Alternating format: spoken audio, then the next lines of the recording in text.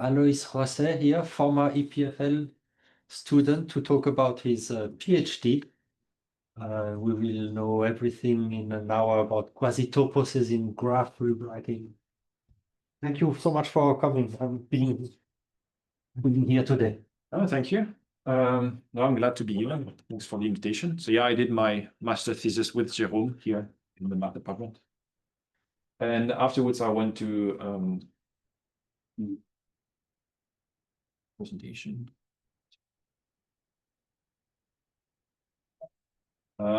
Afterwards I went to, is it because I click on, maybe I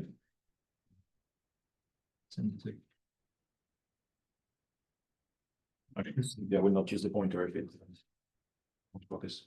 Then after when I went to Amsterdam for my PhD thesis, I was in the computer science department. So what I did was more oriented towards applications like being useful for computer scientists.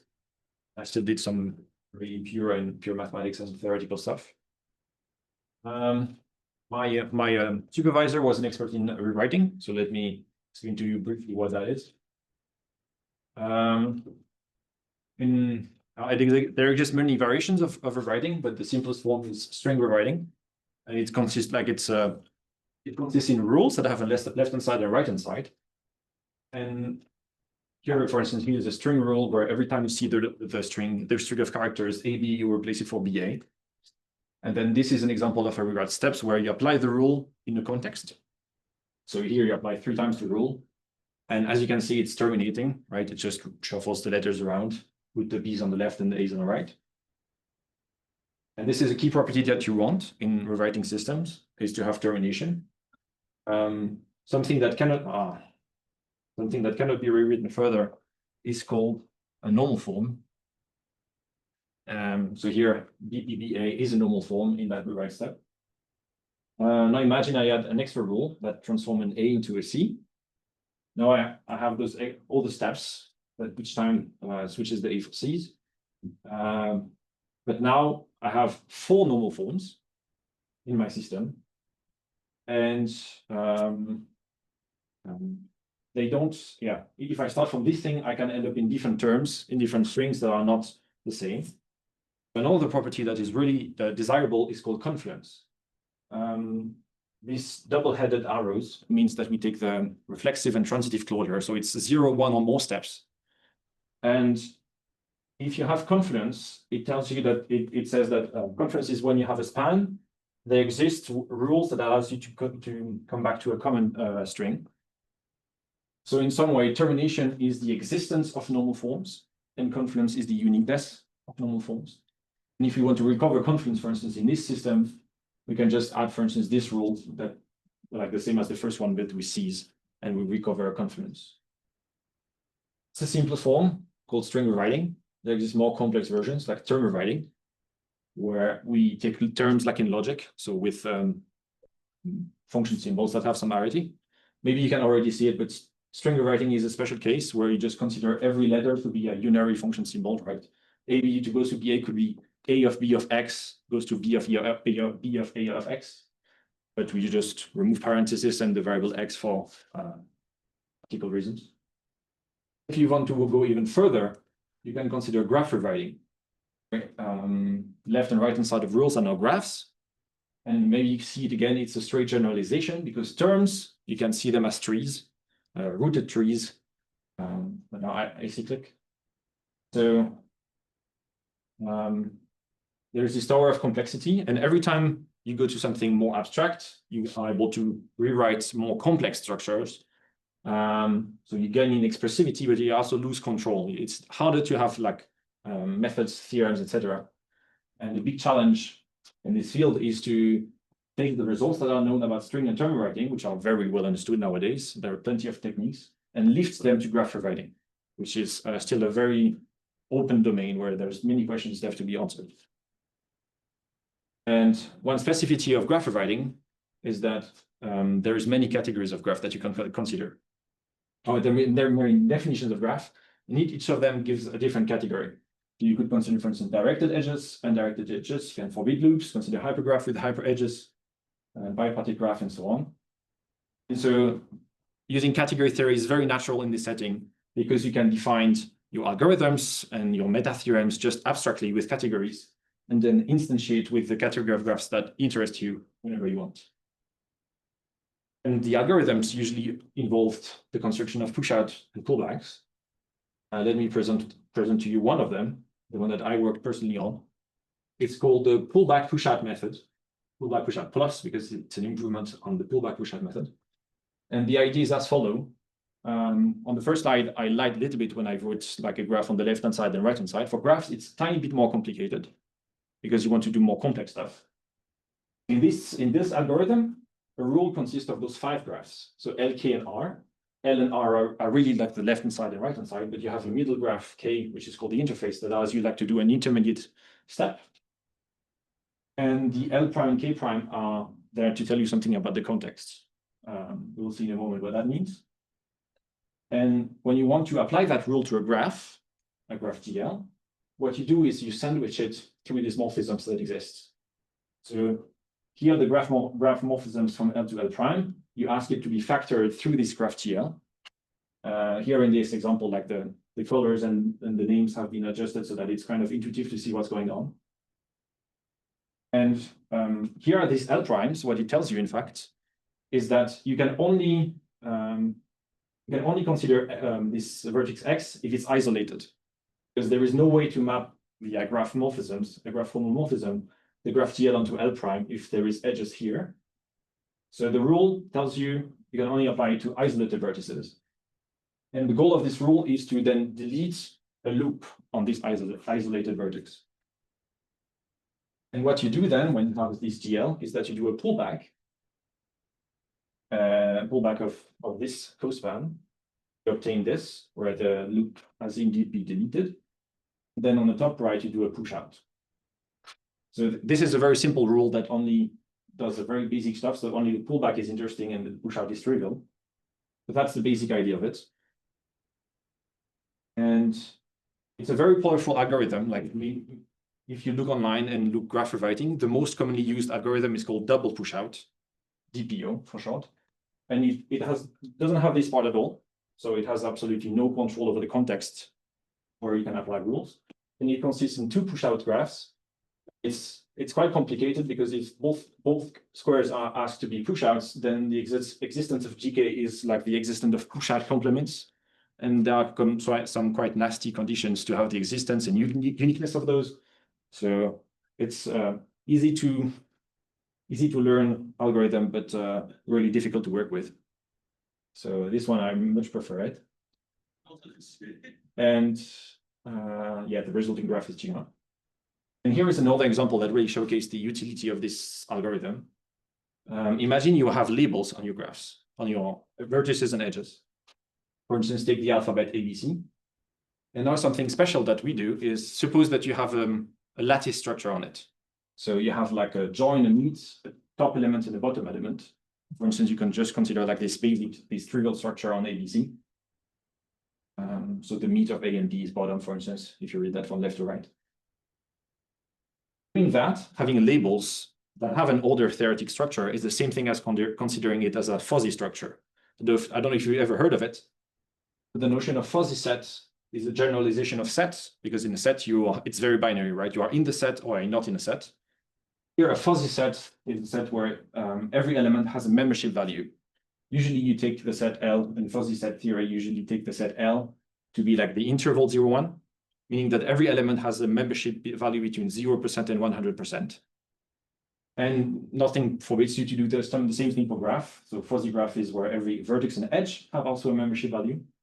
And morphisms of fuzzy structure are just like normal functions of graph morphisms, but you just ask membership to be non-decreasing when you go along the function. And so considering a label graph where you have this structure on the labels is the same thing as considering a fuzzy graph. And the cool thing that it allows you to do is to do relabeling. So changing a label when you go through the graph rewriting algorithm. And something quite complex that many formalisms fail to do, even though it seemed like a simple task that you want to do, right? Change the data that is attached to your graph elements. And this is how you do it. Here, L and L prime have the vertex X with label bottom and top. It means that when you sandwich it a graph, it can have any label, right? If here you had with A and A, it would force the label A to be present on this vertex. Here, because K prime has labeled bottom here on X, when you do the pullback, it takes the minimum. So it takes the meat of A and bottom, which is. And when you look at this square, you do the push out of bottom and C, and so it gives C. So very simple ways, it allows you to transform the label A into a label C. And something as stupid as that you would naturally want to do in your programs, in your algorithms, this is impossible, for instance, in the most commonly used formalism, called DPO. The way they usually do it is by just deleting the vertex and creating a new one with the desired label. But if there's any edge attached to it, for instance, they're also deleted. So very terrible side effects. So that's the advantages of this algorithm. Let me talk about toposes. Where do they fit in the picture? Why do we care about them? Because they allow for very nice properties. This is something that we proved with my colleagues, which is that this new algorithm called PB, pullback pushout plus, subsumes many of the other ones used. So double pushout, SST pushout, I agree, another one, pullback pushout, etc. What we mean by subsume is every rule in those other algorithms, there exists an equivalent rule in DBPO plus that does the same rewrite relation. So really anything that you're able to do in these others algorithms, you're able to do it in this one.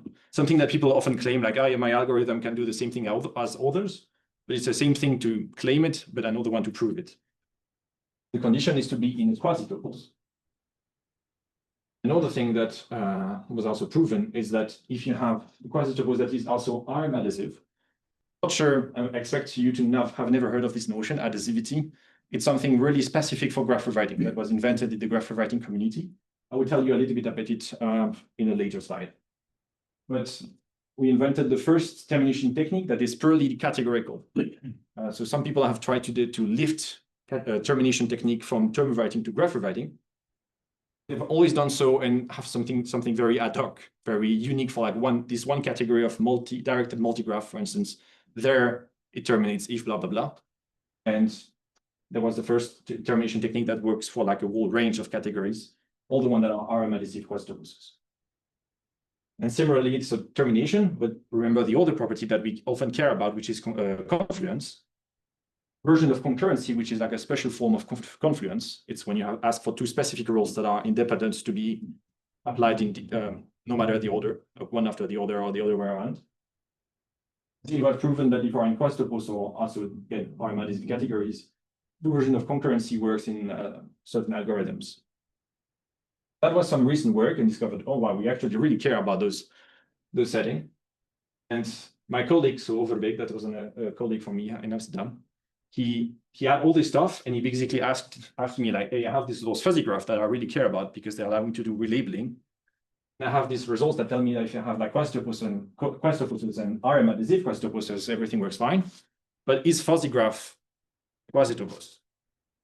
He came to me asking to prove it. So that's the first thing that I did. So yeah, that's awesome. I'm foreshadowing a little bit. That's just 2 slides later. I've explained why quasitoposes are interesting. Let me give you the real definition now so that we can actually work with it. When I will talk about toposes in this talk, I will talk about elementary toposes. Maybe some of you work with toposes, but I guess quotantic toposes. I don't know if you know the difference between them. Elementary toposes are just more general. They basically are defined with the key properties that quotantic toposes have. Namely those 3 categories, those 3 properties. And it's no surprise that in computer science, people work with the notion of elementary toposes, because what we really care about is which property do I have in order to prove my theorems? And it's really the essence of what we need. So we have finite limits and colimits, so finitely bicomplete, locally Cartesian closedness, and subaberg classifier. If you don't know those 3 things, I will come back to them later when I go over them one by one. And the definition of quasitoposes is slightly more general. Subaberg classifier is generalized to a regular subaberg classifier, so only regular subobjects are classified. Again, if you don't know what that is, I will come back to it at some point. Yeah, that's the example, the relationship between the notions that I just mentioned. The main example of toposes opened are pre-sheaf categories. So let me also go over quickly over them because they are really interesting for this.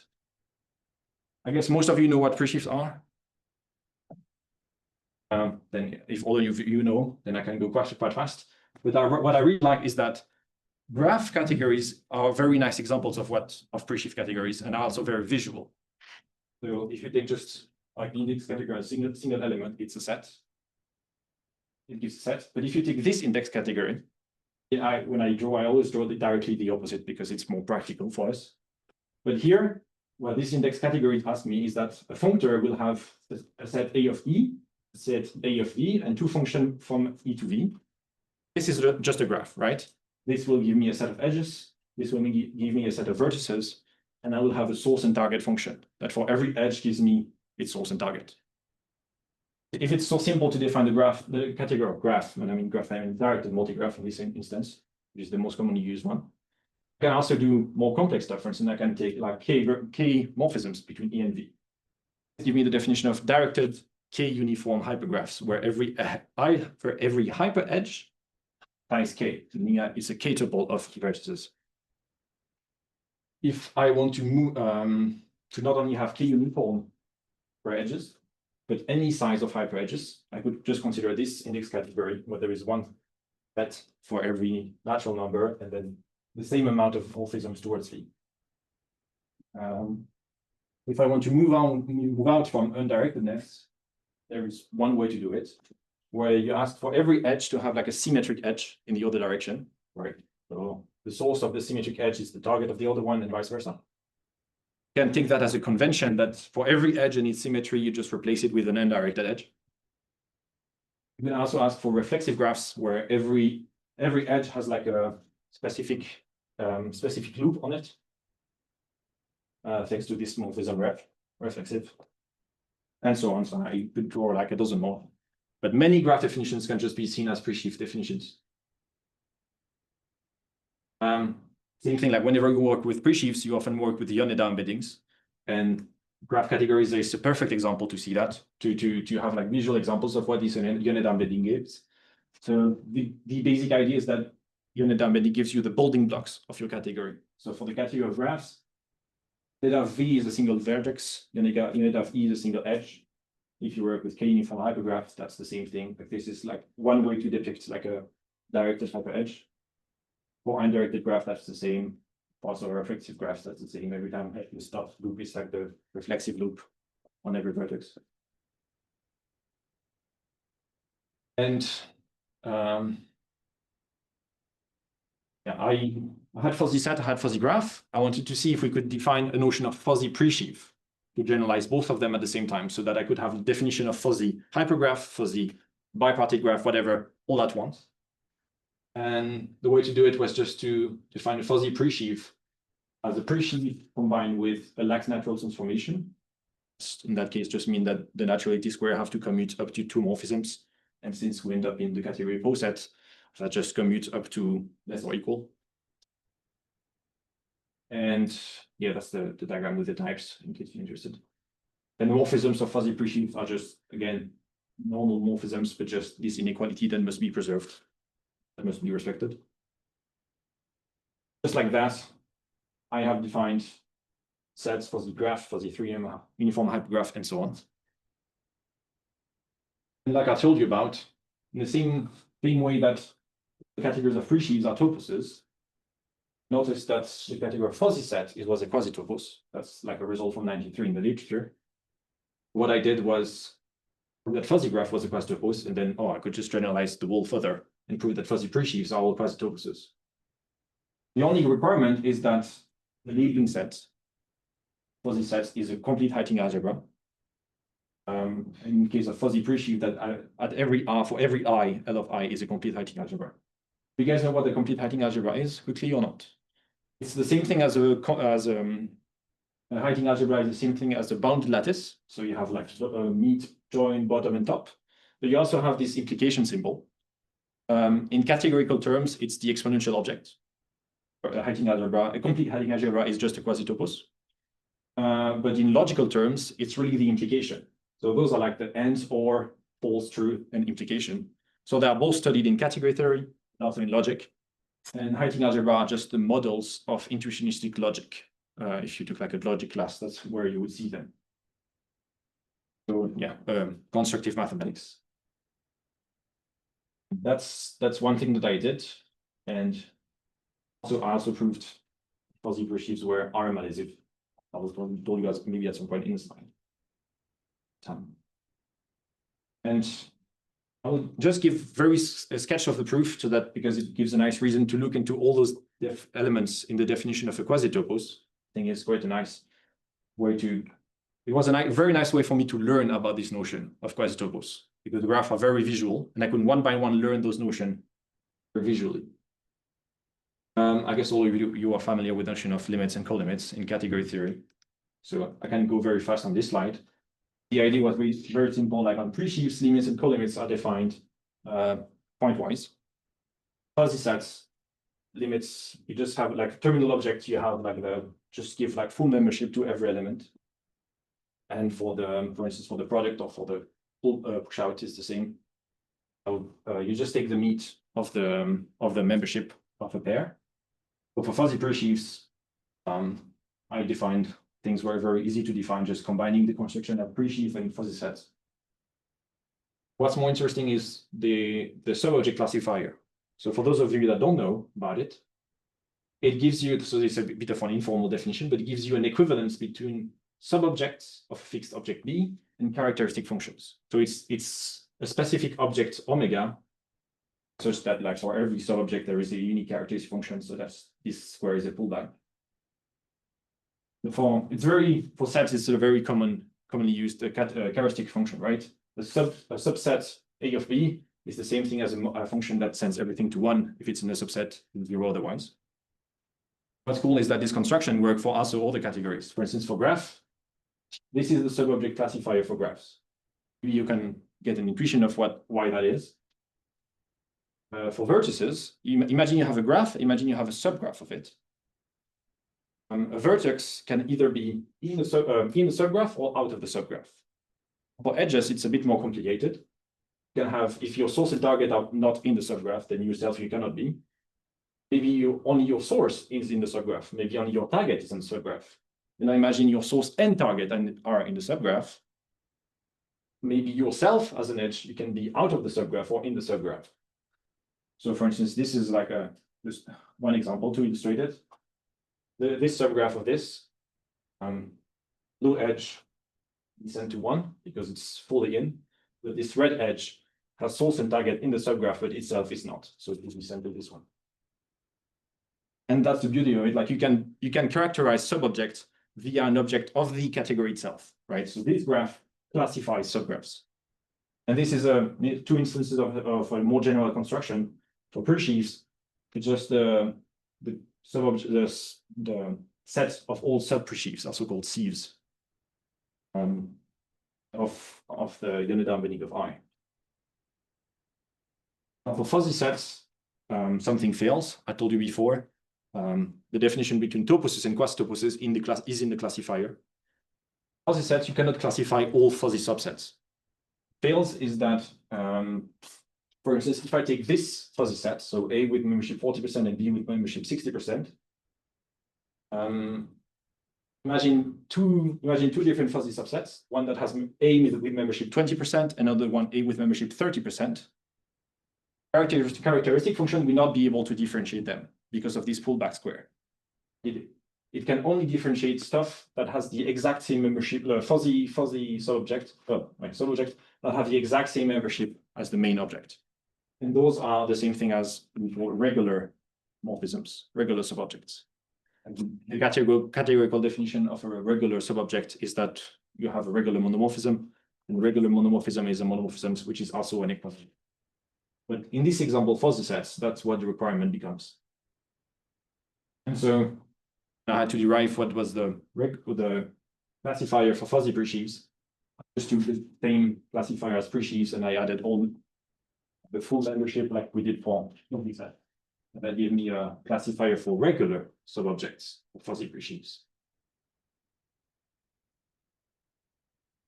Another requirement to be a topos is to be Cartesian closed. or locally, but I will come back to that on the next slide.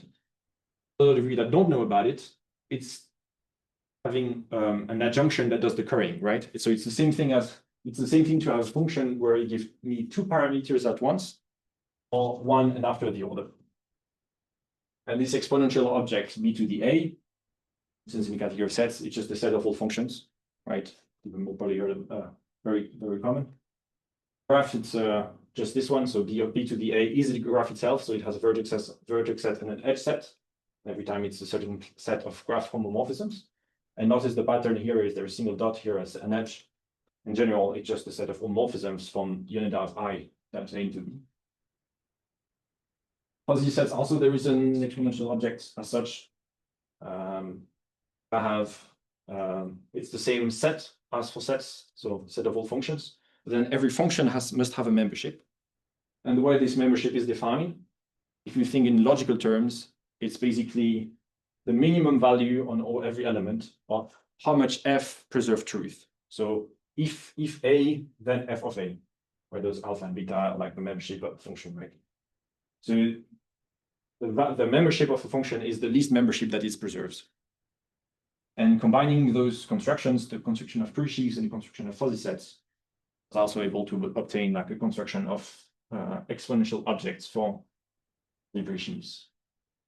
So these give me Cartesian closedness, but you know the difference between Cartesian closedness and locally Cartesian closedness. Second one is that not only that the category is Cartesian closed, but that every slice of it is Cartesian closed. The proof for presheaves is very elegant. There's only one thing to observe, is that if you slice a presheaf category by a presheaf, it's equivalent as a category to another presheaf category, the presheaf category of the category of elements, if you know what that is. And since Cartesian closedness is stable under categorical equivalence, we are not very elegant. And that's something already known. Like fuzzy presheaves, I just had to adapt the result to my own setting. Notice that every slice of a fuzzy presheaf category, fuzzy presheaf, is equivalent to another fuzzy presheaf category. And voila, I had my locally Cartesian closedness. I put everything. I had proven that that fuzzy presheaves made a Quasitopos, and my colleague was very happy about it. Very quickly, one slide about additivity. It's a notion that was, like I said, invented especially for the graph rewriting community, because they had a ton of very ad hoc theorems where if all those categorical conditions were satisfied, then blah, blah, blah, whatever theorem they had. And some people realized we need to gather up all those conditions that are ad hoc and unite them under one. And the basic idea is as follows. There are multiple versions of them, like maybe 8 or 9 versions of additivity, but here are like 3 main ones that are like each time a bit more general. But the idea is as follows. Imagine you have such a cube, and you have one model here. Imagine the bottom is a push out, the back faces are pullbacks. Ask it to be equivalent between the front faces to be pullbacks and the top to be a push out. And this condition is worded like that. We said that this square is von Kampen. Why do we care about such a cube and those things? Like you saw often in the algorithms, you ask to have pullback and push outs. And having this square commute with those property is just a way to safeguard that if you glue stuff in a graph, if you delete, merge graph, duplicate node vertices, whatever, in 2 different ways, you end up with the same result. Really a safeguarding property that allows you to do some rewriting safely. And our RM additivity is you just ask this mono to be regular. RM quasi-additivity, you only have one side of multiplication. And I won't go into the details because that's already interesting, but there is this relationship between the notion of toposes and quasi-toposes and those 3 notions. And thankfully, there is like a property that tells you if you are quasi-topos and satisfy this property, you can be RM additive. Well, I just checked that the property worked and I had my RM additivity. The condition is kind of special, difficult to explain in one go, but it was proven by Johnstone. I don't know, do you know what Johnstone is? It's the guy that wrote the compendium, like the elephant book, the 2,000 pages long book on toposes that everybody dreads to read because Often, if you ask a question on toposes on, for instance, Stack Exchange, there will always be one guy that says, "Oh, it's just lemma 8.4.2 or whatever" in the elephant, and always very disturbing to read. So that's it. That was one paper in my PhD thesis. I looked at quasi-sheaves and I proved that they were Quasitoposes and RM additive. But then I realized why there really is a lack of tools to prove that categories are Quasitoposes, because I wanted to prove that many more others were Quasitoposes for my colleague and for this work that we were doing in graph rewriting. But I realized that there was very little tools. One that I encountered was the notion of topologies, or Lavieri-Tierney topologies. They are based on the following observation. Toposes have like the object omega, the classifier, has a Heyting algebra structure. And why do we know that? Because toposes have an internal logic. You can see the truth values are being the global elements, so the morphisms between the terminal object and this omega. For instance, for sets, then you have just like true and false. Like for graph, for instance, remember the terminal object is like a single dot with a single loop. So we'll have like three, if you remember, there were 3 loops in omega for graphs. So you would like the internal logic of graph would be a 3-valued logic. So where you have false, true, and maybe value in between. But not only that, you can also recreate every logical connectives in a topos. So every time has like a characteristic function of a certain morphism. And nice thing about it is this gives you exactly a Heyting algebra. For structure on this omega. And once you have that, you can define topologies.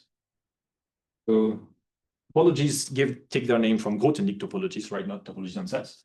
They're also called sometimes operator or modality.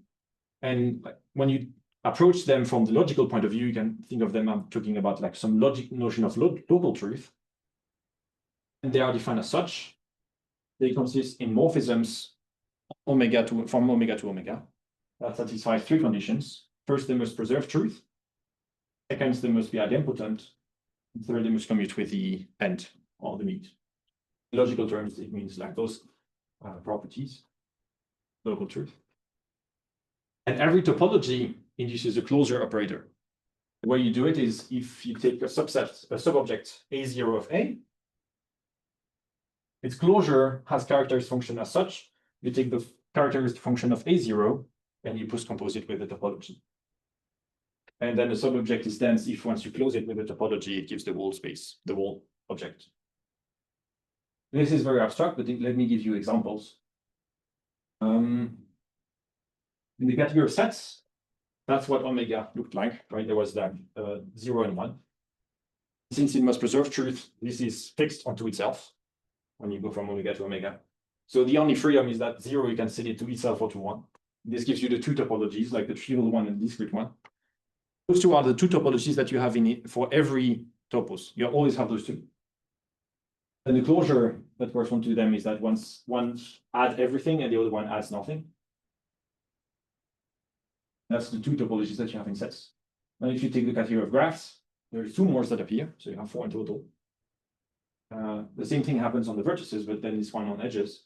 There is this structure, this subobject structure on omega 3. And when you check all the conditions, you end up with those 2 extra topologies. One that adds all vertices, and the other one that adds all valid edges on a subgraph. And what I mean by that is, can be illustrated with this example. This double negation topology that adds all valid edges on the subgraph. Imagine I take this graph, the same as before. Consider the same subgraph as before. Once I negate it once, I take the biggest subgraph, which is entirely disjoint from it. So in this case, it will be C with the loop. When I do the negation again, I end up with A and B and those 2 edges. And if you see the start, the end, I've added the red edge. Really, that's what I mean by adds all valid edges. The ones where you already have source and target in. And yeah, no, the topology J, it's idempotent usually. Yeah, So that when you do it twice. Yeah, it must be idempotent. It's the second axiom. Exactly. You can only close once. Yeah, once you close, it's closed. Exactly. Yeah. Yeah, those are the three axioms, but as a direct consequence of it, it must also be non-decreasing. So it always adds stuff. It never removes stuff. So that's why it really induces the closure operator. Mhm. And what's cool about it is that the notion of separated elements. So it's a generalization of this idea. When you have a Hausdorff space or separated space, any function into a Hausdorff space is fully determined by its image on any dense fuzzy dense subset of it, or subspace of the codomain. This is like a small fact about Hausdorff spaces. This led to the following general definition. Imagine I have a topology J and a fixed object B. I take any arbitrary subobject, dense subobject, A0 of A, dense for the topology J, of course, and any arbitrary F from the subobject to B. I count how many factorization G exist of F through this subobject through M. And if the number of G's such is at most one, I call my object B separated. If it's more than one, I call it complete. If it's equally one, I call it a sheaf. These notions also exist for quaternic topology, so maybe you've already encountered them.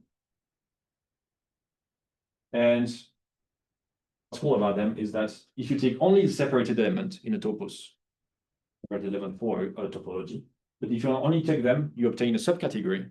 But this subcategory is a quasitopos. Same thing for sheaves.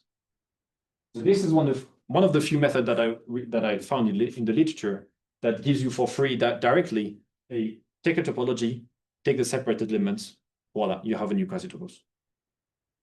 And the example that I saw online that made me interested was remember those four topologies for graph? If I look at the double negation topology, the separated elements are exactly the simple graphs. You don't know what that is? Simple graph is when you forbid to have parallel edges. Between two vertices, there is at most one edge from A to B.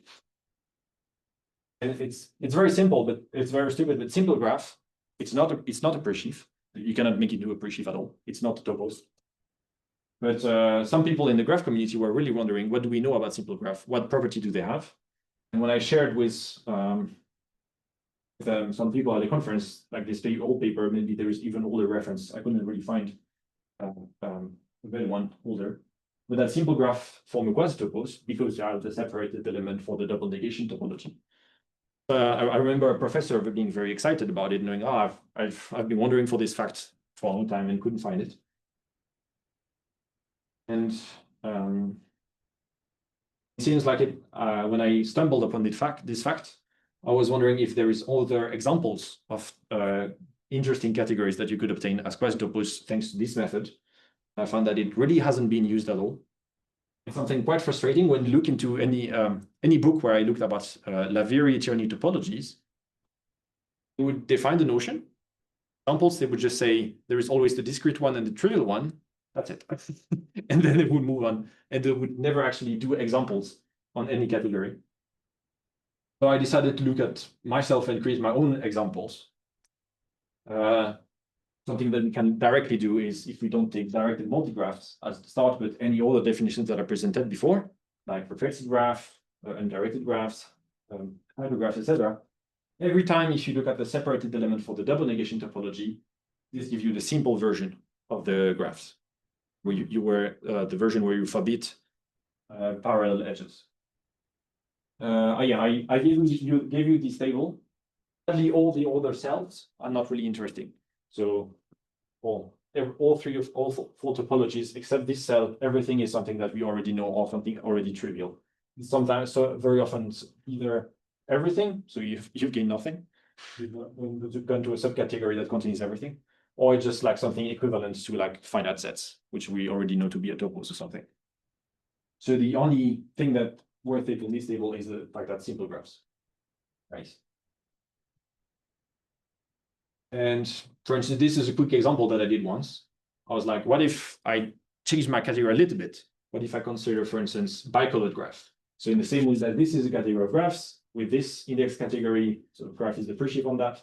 What if I take this one, where I take two sets of edges that I color in red and blue? And so these give me bicolored graphs. What happens with the topologies? Just like as an exercise that I did for myself. I just quickly look at what the omega was. And then I can go briefly because the details don't matter too much. But what I realized was that topologies were every time a combination of the 4 topologies on graphs. But the two that were interesting were those two, where one is the double negation on the blue edges and discrete on the red, or vice versa. And that if I look at, therefore the separated elements, I would obtain the criterion to be blue simple or red simple. Means that I can ask for the blue edges to be simple, and the red edges have no constraint, vice versa. So since it's symmetric, it just gives me the definition of a partially simple graphs where you have like a partition on the edges and only one of them has a constraint. And I realized, wait, such a simple example, I could already find something fun to do. Else exists. And I decided to look into something more complex, which are simplicial sets. And you know, how many of you know what simplicial sets are? Get an idea? Bit all of you? Perfect. So maybe you can already see it. Simplicial sets are the pre-shape category and this category. This is the next category. And maybe you can already see it, but if you forget this part and also forget this one, it's just the category of graphs, right? This is the edge sets and this is the vertex sets, and this is the source and target. If you take this one into account, it just that was on one of the previous slides, it just gives you reflexive graphs, right? Where every vertex has like a specified loop on it. And simplicial sets are just like a generalization of it, right? It's vertices, edges, but you also add triangle, tetrahedron, and so forth.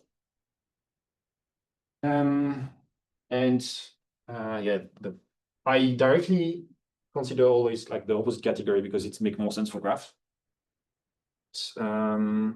I will consider in my next few slides 3 other categories. So not simplicial sets, but I will also consider semi-simplicial sets. That's when you only consider the face maps, so the one that go down a dimension.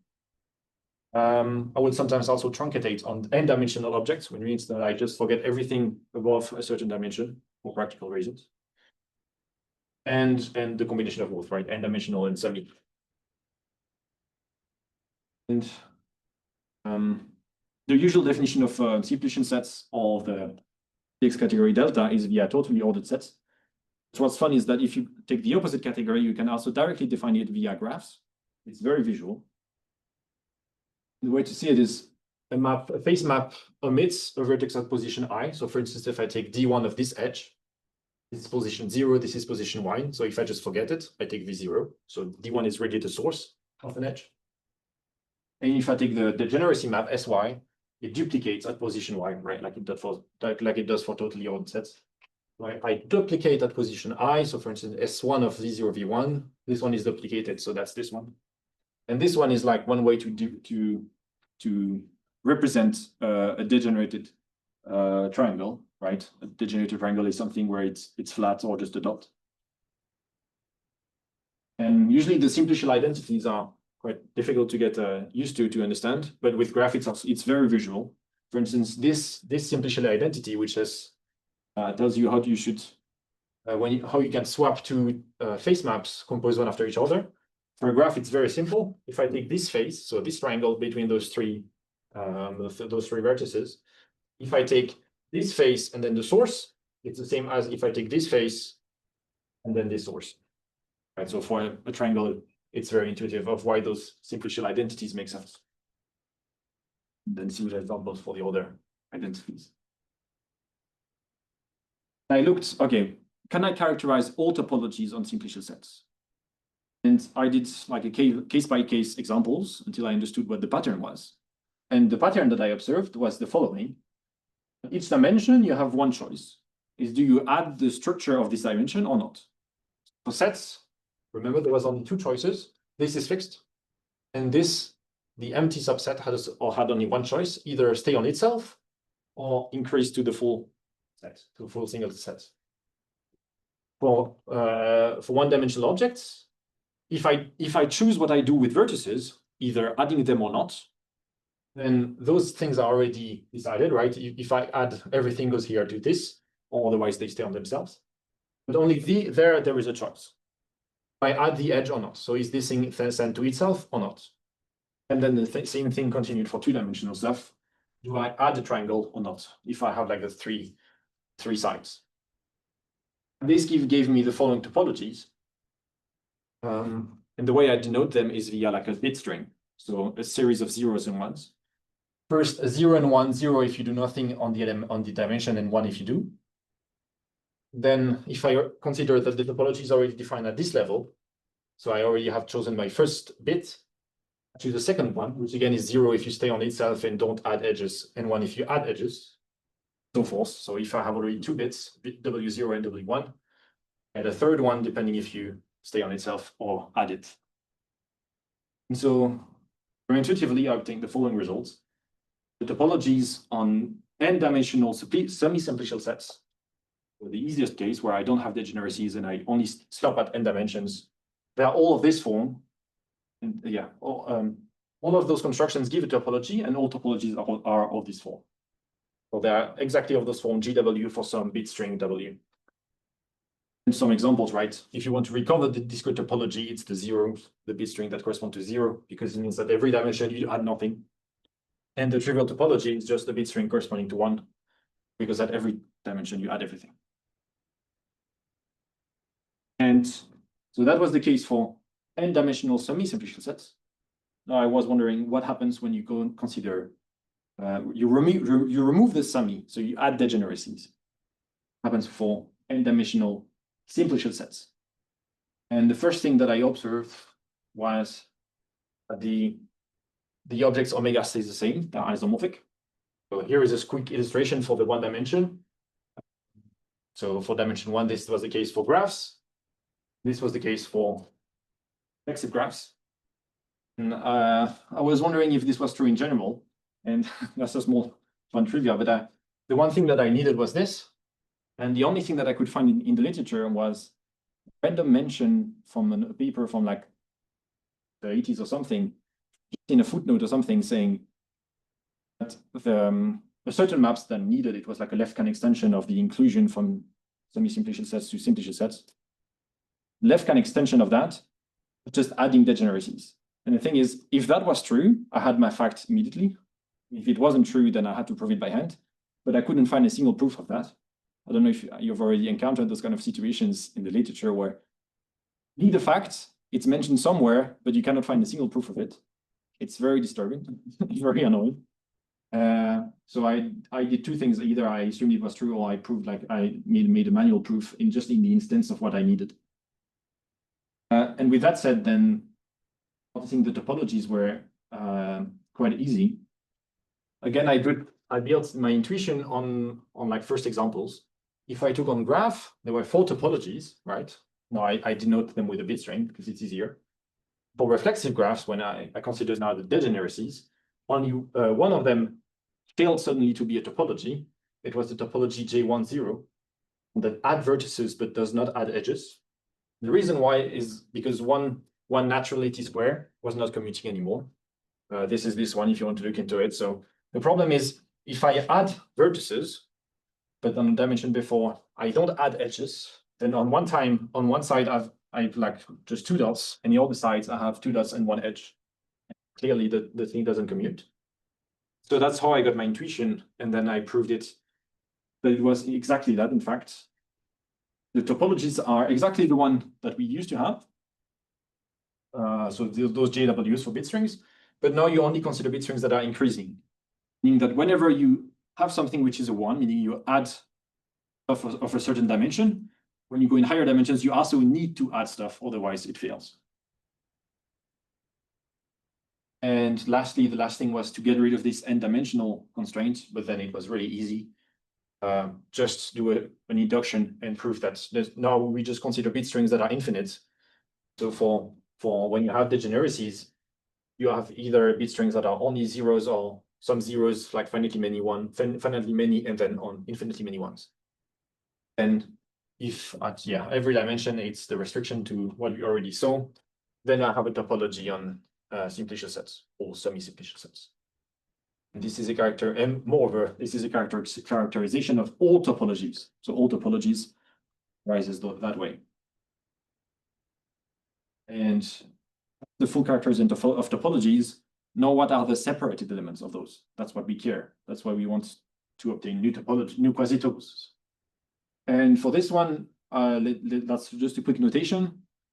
If I take a k plus 1 tuple of k minus 1 simplices, what I write by d minus 1 of this tuple, all the simplices that have this as an incident tuple. So for instance, like that's abstract, but if I take like 3 edges, d minus 1 of these 3 edges is all triangle that has those 3 edges as borders.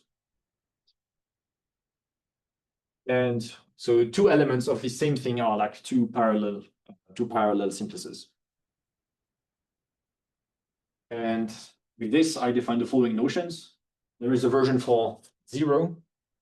But what interested more is the notion for like an arbitrary natural number k. I said that a simplicial set B is k simple if for every k tuple, like before, there is at most one that has this as incidence tuple. K complete is the same with but greater or equal to 1, and k exact is equal to 1. And so what this corresponds to, for instance, 0 complete, it means that you have at least one vertex, so it just means being non-empty. But what's more interesting is this one, k simple. If I ask to be 1 simple, it's just the equivalent of having no parallel edges, so a simple graph, like we saw before. But then if I take 2 simple, it's the same notion, but for higher dimensions, so no parallel triangles, so no 2 triangles that are on top of each other with the same exact border. And so forth, you can go up the dimensions. And then the result was a bit expected, but it was nice to have like a real characterization of it. Yes. An element is separated for a topology with bit string if it's k simple for all dimensions where the bit string is 1. Similarly, it's complete if it's k complete for every dimension where the bit string is 1. A sheaf if it's both at the same time. So if it's k exact for all k where double k is 1. So in a way, nothing that new. It was just like an extension of the result for simple graphs. It was nice to see that it works on all dimensions. And that it's always nice to fully characterize a definition, like to have a fully characterized example of a definition that is cool. So that's it. That was the second paper that I wrote. This one was the last one I did for my thesis. That was the last chapter. Those 2 papers that I presented were two papers from my thesis. My thesis was divided in 2 subjects. I did 2 papers on graphs and quasitoposes. Also 2 papers on monads, but that's an older subject entirely. And so if I just summarize what I did, we defined fuzzy presheaves, generalizing fuzzy sets, fuzzy graph, etc., in the same way that presheaves generalize many other categories. I proved that there are RM additive quasitoposes, which is super useful for graph rewriting. For the bicolored example, I just looked at partially simple graphs also from a quasitopose. And then I had fun characterizing old topologies on simplicial sets, and I found the following result that was just on the last slide, right? K simple for certain dimensions, or k exact for certain dimensions for the sheaves. And that's it. If you want to look into, if I had wanted to go further with my research, I could have like, I was looking at fuzzy presheaves. Of course, questions that I got asked was, why only presheaves? Can you not just work with fuzzy something? And I looked into the literature. Sadly, there is no notion of fuzzy. There is no consensus on the notion of fuzzy categories. There is like 2 or 3 versions, but none of them agree. So I decided I would look into it if at some point people agree about it. So you can imagine people agree on what fuzzy categories should be. Do they give quasitoposes? We can also imagine looking into Lavieri-Tierney topologies on all the categories to have fun. What arises as separated elements. I also look only at 4 categories of simplicial sets, right? Semi-simplicial sets and n-dimensional simplicial sets. But I could also look at all the examples like symmetric simplicial sets. The same trick that I did with a symmetry function to have undirected graphs. symmetric simplicial sets is just the same thing, but you don't have directed edges. Yeah, you have undirected edges, undirected triangles, and so forth. And lastly, a very last slide, but just like a small observation that I had that was kind of fun to wonder about. And if case you have heard about it, I'm curious because that was a cool question. Negation, like all the really interesting topologies that I consider were like double negation or variations of it. And negation is, you can define it as the negation of A is the largest element so that they are totally disjoint. But you can also dually define the co-negation, which is the smallest element such that together they give everything. Small illustration of that is as follows for graphs. If I take the same graph to be faster, I take this subgraph, again the same as before. The co-negation of it is this one, because if I do the union of those two graphs, I obtain the wall of A. And then if I didn't co-negate twice, I obtain the same thing. Because right, again, together they give the whole graph A. But what's interesting, if I start from this one, if I start with subgraph is only A and B, the co-negation of it is you need all three edges because here there are none. And since you need all three edges, or 4 edges, sorry, there's also the loop, you need all of their chosen targets, you need all vertices. Which means that when you co-negate the second time, you just end up with an empty graph. Because there you already have everything. So the smallest element such that you have everything, you just need nothing. And so you'll lead to the notion of negation, which is a closure, double negation, which is a closure. Here, double co-negation seems more like an interior operation. And I was wondering, does it capture some notion of local falsehood with dual axioms to the one of a topology? Is there a notion of a co-topology? I don't know if you've ever heard of it. I don't know. I haven't. And what's interesting about them? Like, is there also a nice theorem that tells you certain elements induced by a cotopology would be a subcategory that is a quasitopose or something like this? If you ever heard of such a notion, feel free to share. I'm curious. That was it. Thank you for your attention.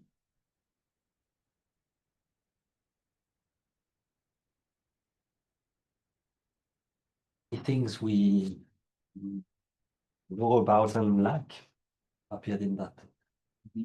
I hope I didn't go too fast. If I was too slow, too fast. And if you want to ask questions about anything on any of the sites, feel free.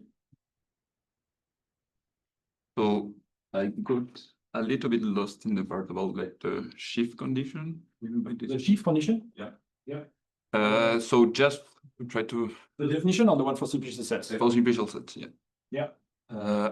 So my question is to be K exact, and it's not that interesting. In K exact means you have exactly one element for every K tuple. So if you know it for graphs, it's a bit misleading because the names that's the name that you have directly, but being one exact for a graph is the same thing as a complete graph, right? Yeah. You know, if you know what that is. No, I can't tell you. I think my question is maybe like that's like classical example of simplicial sets. I don't know, the representable ones or horns are sheets in this. What happens with other? Yeah, like the classical example of simplicial sets. Are they sheets in? I didn't look at other pre-sheaves than simplicial sets. What do you mean? No, I mean like in simplicial sets you have, I don't know, for example, like a delta n, like the representable one, an element in simplicial sets, right? Delta and the representable. The index category delta or no, like a simplicial set, the representable. yeah. It's a guy over there, right? Yes. And you have a topology. And you can ask, is this object a sheaf in this? Yeah, exactly. Yeah, that was my question. Like this object, like a sheaf in. Yeah, a sheaf is an object of that category, so it must be a simplicial set. And the thing is, I've only reasoned, I guess, I've only reasoned with graphs because that's what I worked with my old thesis, or this half of my thesis.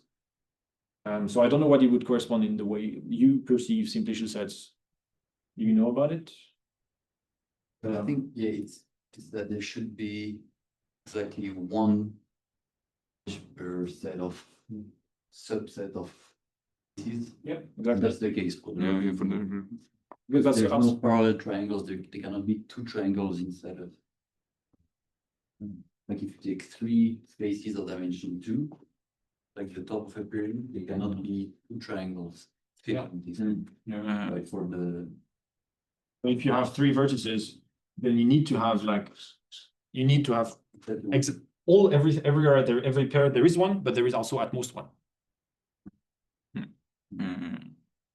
That's the name of I mean, with simplicial sets, everything are just triangles and tetrahedron and so forth. But in general graph theory, a complete graph is one where you have all combination, right? It's like this.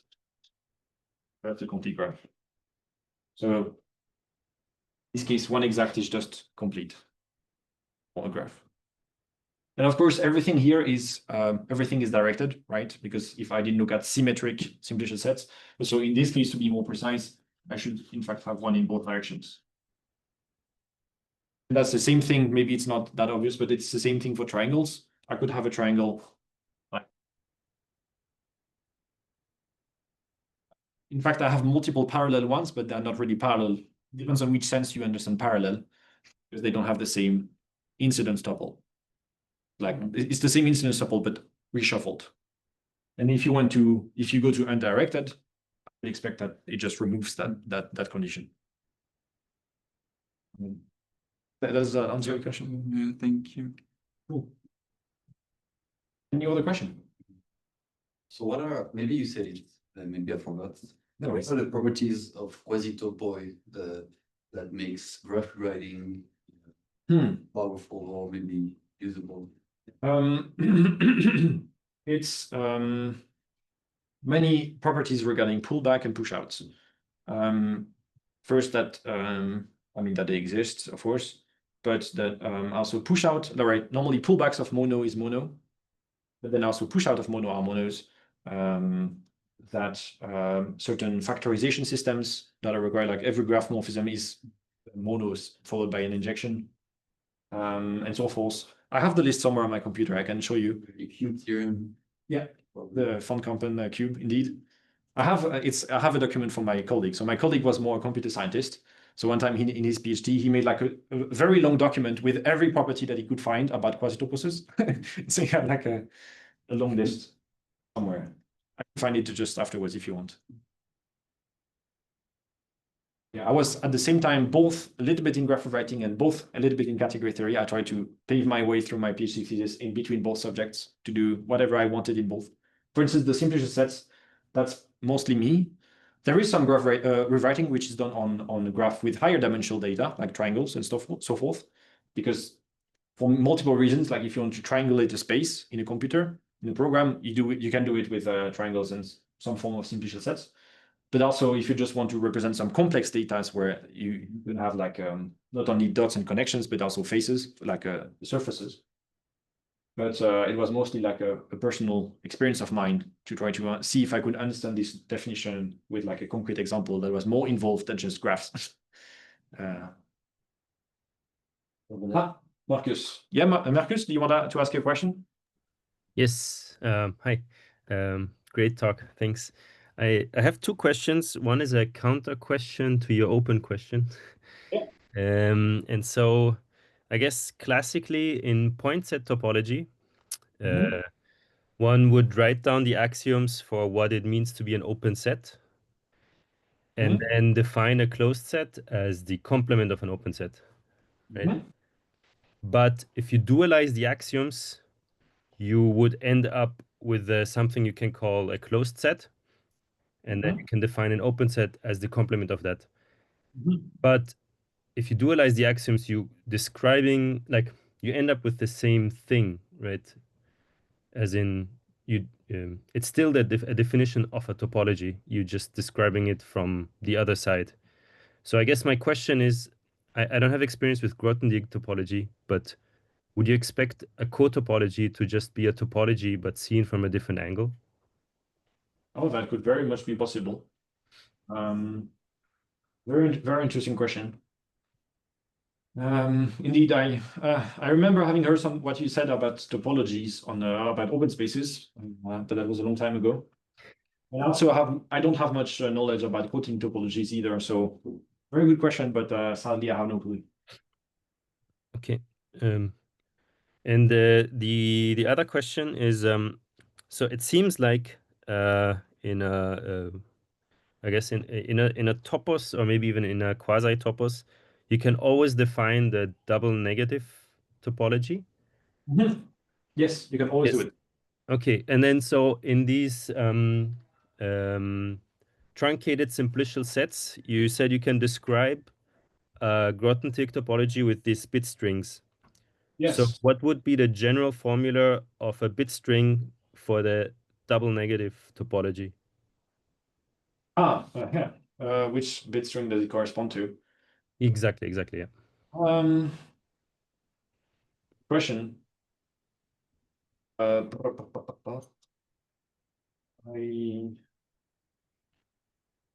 don't know. I didn't look in. I remember asking myself that question at some point. I would expect it to be either just one for the edges, like do you refine the just so 0, 1, 0, 0, 0, or 0 and then all ones everywhere, so that you ask that it's simple on all dimensions except vertices. If you ask for simplicity on vertices, it's a bit useless, right? You ask for to have at most one vertex. So that's the two expectations that I would have. Okay. But that's a good one. And there also exists a notion of Lagrangian topologies on quasitopos.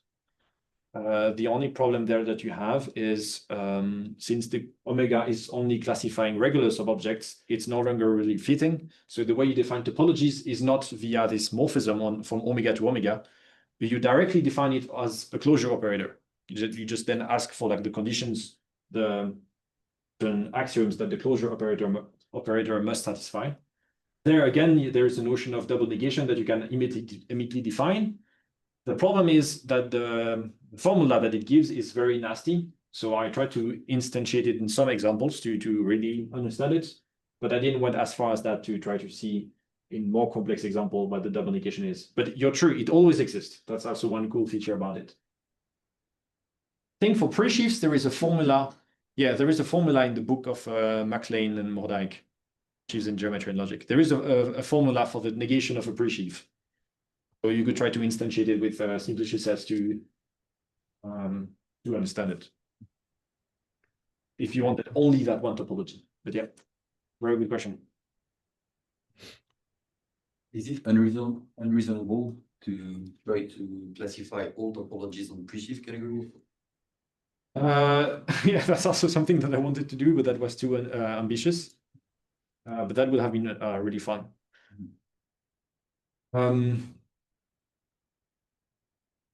I don't know how you would do it. You can already maybe classify a lot of them, but not all. That's a good question.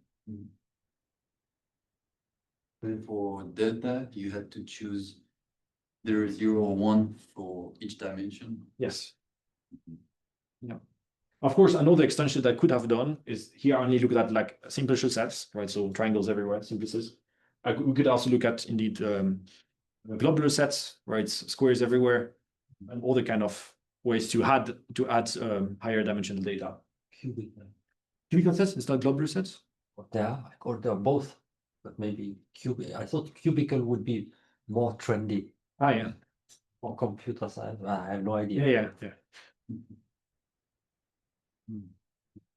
By the way, maybe you just noticed like here I could have made this definition a little bit shorter if I had gone for like augmented simplicial sets, right? Because this definition, this is become just being K simple or K complete, K exact, plus with this notion that there is like a -1 dimension object, if you know what that is. Just a small variation that I did, but I didn't have the courage to to redo this chapter in my thesis to just include the small change. There's some small trivia. Questions either from you or yet? Yes, just going back to the code topology stuff. Yeah. So yeah, me, I'm more used to like only Grothendieck topos. So maybe it doesn't really make sense in the elementary. Mhm. No, but usually, like, I mean, when you have a Grothendieck site, like the notion of a co-sheaf, usually it's really well behaved. Okay. Because you have this equivalence between co-sheaves and co-continuous functions from sheaves in your site to set. Okay. So you have this kind of duality between these two objects, like co-sheaves and the co-continuous function from sheaves. Okay, cool. Will be useful. Yeah, no, but cool to know that exists. Thanks for mentioning it. It's worth it. Other questions? Thank you very much. Yeah, thank you.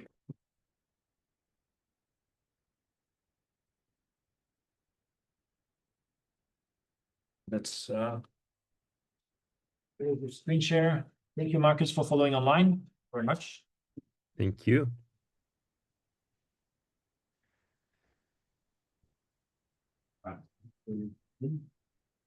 Marcus was